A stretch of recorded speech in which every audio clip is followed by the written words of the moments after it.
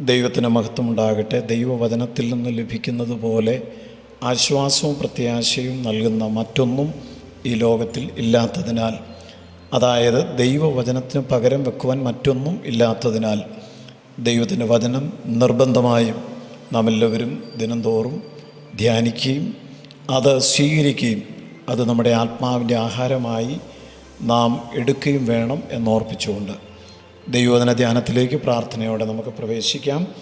മത്തായി സുവിശേഷം 26-ാം അധ്യായം 36-ാമത്തെ വാക്യം. അനന്തരം യേശു അവരുമായി ഗെത്സമന എന്ന തോട്ടത്തിൽ വന്ന് ശിഷ്യന്മാരോട്, ഞാൻ അവിടെ പോയി പ്രാർത്ഥിച്ചു വരുവോളും ഇവിടെ ഇരിപ്പീൻ എന്ന് പറഞ്ഞു. ഗെത്സമന തോട്ടവും യേശുവിൻ്റെ ജീവിതവും തമ്മിൽ വളരെ അടുത്ത ബന്ധമാണുള്ളത്. കർത്താവ് ഗെത്സമന തോട്ടത്തിൽ എത്തിയത് പ്രാർത്ഥിക്കുവാൻ വേണ്ടിയാണ്. പലപ്പോഴും പ്രാർത്ഥിക്കുവാൻ വേണ്ടി കർത്താവ് ഏകാന്ത സ്ഥലങ്ങൾ തിരഞ്ഞെടുത്തിരുന്നു. ഇതിനു മുമ്പും പല പ്രാവശ്യം യേശു ഗെത്സമനയിൽ പ്രാർത്ഥിക്കുവാൻ എത്തിയിരുന്നു. വാസ്തവത്തിൽ ആ തോട്ടം അത് വേറെ ആരുടേതോ ആണ്. എന്നാൽ ആ മനുഷ്യൻ കർത്താവിന് പ്രാർത്ഥിക്കുവാൻ തൻ്റെ തോട്ടം വിട്ടു നൽകി എന്നാണല്ലോ നാം മനസ്സിലാക്കേണ്ടത്. കർത്താവിന് യെരൂശലേമിലേക്ക് പോകുവാൻ ആരോ ഒരു കഴുതക്കുട്ടിയെ നൽകിയതുപോലെ, അന്ത്യത്താഴം കഴിക്കുവാൻ സ്വന്തം മാളികമുറി ആരോ ഒരാൾ നല്ല മനസ്സോടെ നൽകിയതുപോലെ, ഇപ്പോൾ ഇതാ ഒരാൾ നസ്രായനായ ക്രിസ്തുവിന് വേണ്ടി തൻ്റെ സ്വന്തം തോട്ടവും നൽകിയിരിക്കുന്നു. ഈ ലോകത്തിൽ സ്വാർത്ഥത ഉണ്ട്, നിഷേധിക്കാൻ പറ്റില്ല. വിദ്വേഷമുണ്ട്, പകയുണ്ട്, വൈരാഗ്യമുണ്ട്. എന്നാൽ അതിൻ്റെ നടുവിലും പ്രതീക്ഷയുടെ മരീചികകൾ ഉണ്ട് എന്നുള്ളത് എത്രയോ അനുഗ്രഹമാണ്. ആർക്കും ഒന്നും കൊടുക്കാൻ മനസ്സില്ലാത്തവരുടെ നടുവിൽ ക്രിസ്തുവിന് വേണ്ടി പടക് കൊടുത്തവരും, ക്രിസ്തുവിന് വേണ്ടി മാളികമുറി ഒരുക്കി കൊടുത്തവരും, ക്രിസ്തുവിന് വേണ്ടി കഴുതക്കുട്ടിയെ നൽകിയവരും, എന്തിന് പ്രാർത്ഥിക്കുവാനായ ഒരു തോട്ടം തന്നെ വിട്ടുകൊടുത്തവരും ഇന്നും ഉണ്ട് എന്നുള്ളത് എത്രയോ സന്തോഷകരമാണ്.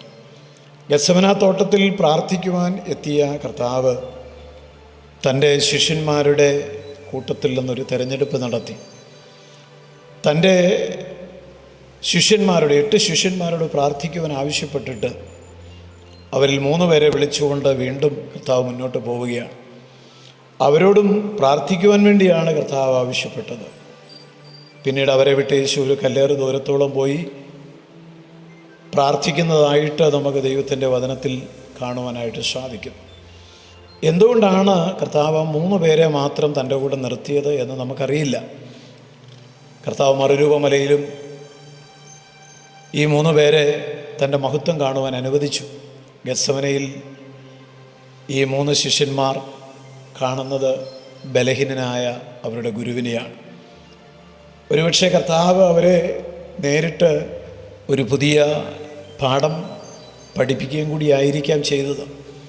ജീവിതത്തിൽ അസഹനീയമായ വേദനകൾ കാർമേഘം പോലെ അപ്രതീക്ഷിതമായി ഉരുണ്ട് കയറുമ്പോൾ അതിനെ എങ്ങനെ നേരിടണം എന്നുള്ളൊരു പാഠം തൻ്റെ ശിഷ്യന്മാരെ കർത്താവ് പഠിപ്പിക്കുവാൻ അവസരം വാസ്തവത്തിൽ ഉപയോഗിക്കുകയായിരുന്നിരിക്കാം ചെയ്തത്.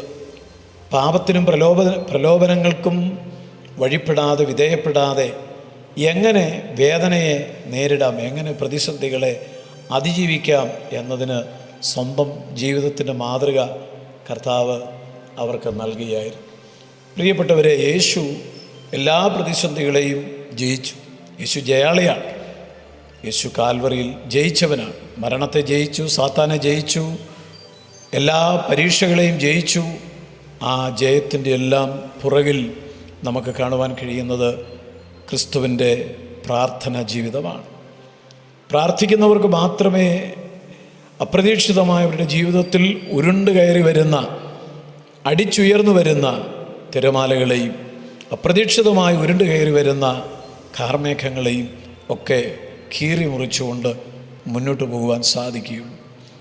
പ്രാർത്ഥിക്കാത്തവൻ എല്ലായിടത്തും പരാജയപ്പെടുമ്പോൾ പ്രാർത്ഥിക്കുന്നവൻ കഷ്ടങ്ങളെ ജയിക്കുന്നതായി കാണുന്നു, പ്രതിസന്ധികളെ അതിജീവിക്കുന്നതായി കാണുന്നു, പ്രത്യാശയോടെ കുതിക്കുന്നതായി കാണുന്നു. അതാണല്ലോ ദൈവത്തിൻ്റെ വചനം നമുക്ക് നൽകുന്ന ഉറപ്പ്. ദൈവത്തിൽ ആശ്രയിക്കുന്നവന് തീർച്ചയായും ഒരു ബലമുണ്ട്. യഹോവയിൽ ആശ്രയിക്കുന്നവർ കുലുങ്ങിപ്പോകത്തില്ല എന്നുള്ളതിന് യാതൊരു തർക്കവുമില്ല. പ്രാർത്ഥിപ്പാൻ ഗെത്സമനയിലേക്ക് പോയ ക്രിസ്തു നമ്മുടെ മാതൃകയാണ്. നമ്മുടെ ജീവിതത്തിലും ഗെത്സമനയുടെ അനുഭവങ്ങൾ തീർച്ചയായും നാം പ്രതീക്ഷിക്കണം, അത് ഉണ്ടാകണം. അകാരണമായി നിന്ദകളും പഴികളും ദുഷികളും ഒക്കെ കേൾക്കുവാൻ നാം പോകുന്നതിന് മുമ്പ് പ്രാർത്ഥിക്കുന്ന ഒരു ഗെത്സമന നമുക്കുണ്ടായിരുന്നെങ്കിൽ നാം അതിനെയൊക്കെ എത്രയോ സന്തോഷത്തോടെ അതിജീവിക്കുമായിരുന്നു. ചിലരൊക്കെ തളർന്നു പോയത് പ്രാർത്ഥനാക്കുറവ് കൊണ്ടാണ്. പരീക്ഷയിൽ അകപ്പെടാതിരിപ്പാൻ പ്രാർത്ഥിപ്പീൻ എന്ന് പറഞ്ഞ കർത്താവിൻ്റെ വാക്കുകൾ അവഗണിച്ചതുകൊണ്ടാണ് പലരും ക്ഷീണിച്ച് തളർന്നു പോയിരിക്കുന്നത്. എഴുന്നേൽക്കണം, ഉണരണം, കർത്താവിന് വേണ്ടി നിൽക്കണം. കാരണം നാം ജയാളികളായി ജീവിക്കുവാൻ വിളിക്കപ്പെട്ടവരാണ്. ദാവീദിനെ പോലെ പടക്കൂട്ടത്തിന് നേരെ പാഞ്ഞു ചെന്ന് മതിൽ ചാടിക്കടന്ന് നാം ദൈവത്തെ മഹത്വപ്പെടുത്തേണ്ടവരാണ്. ഒരു ജീവിതം ദൈവമാണ് നമുക്ക് തന്നത്. ആ ജീവിതം ജയത്തോടെ ജീവിച്ച് പ്രാർത്ഥനയാൽ ജീവിതത്തിൽ നേരിടുന്ന പ്രതിസന്ധികളെ അതിജീവിച്ച് നമുക്ക് മുന്നോട്ട് പോകുവാൻ ദൈവവരങ്ങൾ സമർപ്പിക്കാം. നമ്മുടെ മുമ്പിൽ ചെങ്കടലാണെങ്കിലും യോർദാനാണെങ്കിലും നമ്മുടെ മുമ്പിൽ ഏറ്റവും ഉയരത്തിലുള്ള എരിഹോ മതിലുകളാണെങ്കിലും പ്രാർത്ഥിക്കുവാൻ നമുക്ക് മനസ്സുണ്ടെങ്കിൽ അതിനെല്ലാം നമ്മുടെ മുമ്പിൽ അതിജീവിപ്പാനുള്ള കൃപ നൽകുന്ന ഒരു കർത്താവുണ്ട്. ആ കർത്താവിൻ്റെ കരങ്ങളിൽ സമർപ്പിക്കാം. സ്വർഗസ്ഥ പിതാവേ, പ്രാർത്ഥിക്കുന്ന ഒരനുഭവം ഏത് സാഹചര്യത്തിലും ഏത് പ്രതിസന്ധിയിലും യേശുവിനെ പോലെ പ്രാർത്ഥിക്കുന്ന ഒരനുഭവം എല്ലാവർക്കും ഉണ്ടാകട്ടെ. ക്രിസ്തു യേശുവിൻ നാമത്തിൽ തന്നെ ആമേൻ. യേശുവേ പോലെ